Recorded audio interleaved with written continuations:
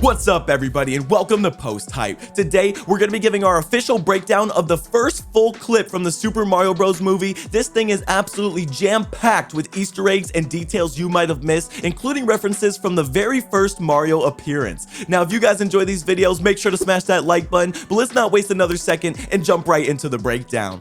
Right off the bat, we get our first look at the entirety of the Mushroom Kingdom. And for those of you without your glasses on, all the way at the top you can see a sneak peek of Princess Peach's castle, a possible reference to her castle in Super Mario 64. The trailer then goes on to give us a look at what can only be seen as some sort of ATM coin machine, styled in a way that resembles the coin blocks from the Mario games itself. Now, not only is there an overwhelming amount of Toads using these ATMs to take out their coins, but why is so much money being taken out? Hopefully, this isn't a sign of the current economic situation in the Mushroom Kingdom.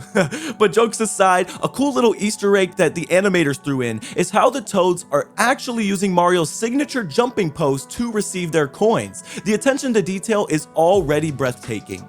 Now, as Mario continues to make his way through the Mushroom Kingdom, you can actually spot a sign of some sort behind him sporting a fire flower logo. What kind of sign do you guys think this is? We'd love to hear your opinions down in the comments below. Just a bit further along Mario's journey, deep in the background, we get a view of what looks like to be a Crazy Cap store. Now, this is a neat reference to the Crazy Cap locations in Super Mario Odyssey, which were used to sell clothes and hats to the players. However, even crazier than the Crazy Cap, which I know that's hard to believe, we actually get our very first sign that Toadette is going to be in the Super Mario Bros. Movie. Next to Mario, you can see a poster of her in a band, perhaps promoting their most recent show to come. Now, Toadette was originally introduced as a racing partner for Toad in Mario Kart, but has long since become a fan favorite and appeared in many Mario titles. Well, even if she's not in the movie, it's good to know that Toadette is alive and well, and that the animators and writers didn't completely forget about her. Can we get a hashtag bring back Toadette?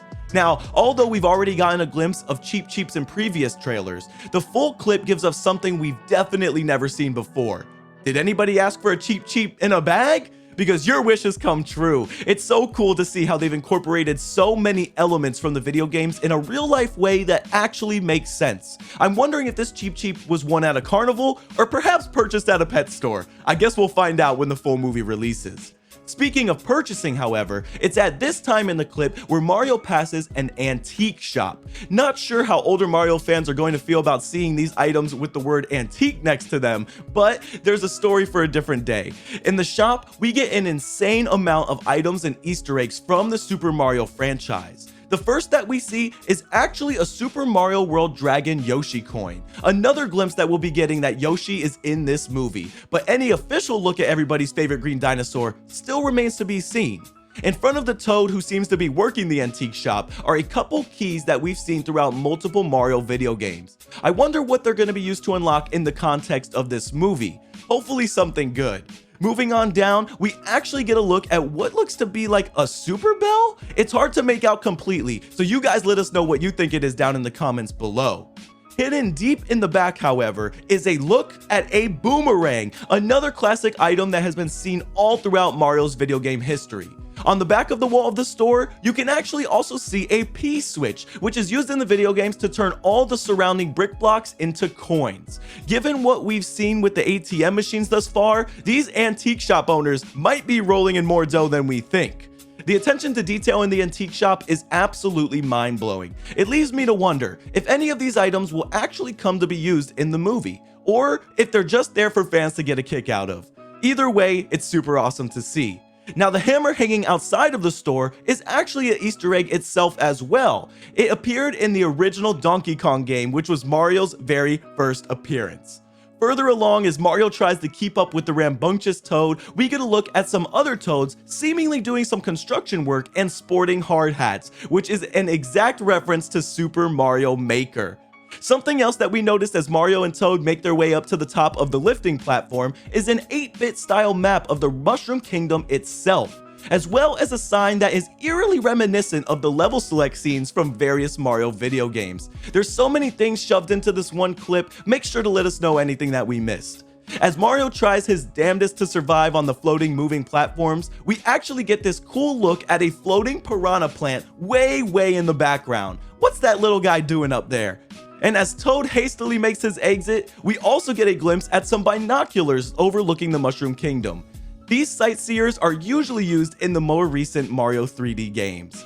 But as we continue on with the clip, we actually get to see a fruit stand. Now, what's so unusual about this fruit stand, you might ask? Well, funny enough, the reason this one stood out in particular is because of the type of fruit that they're selling. The watermelon and pineapples look almost identical to the fruit that could be seen in the Mario Sunshine game, one of my favorites personally.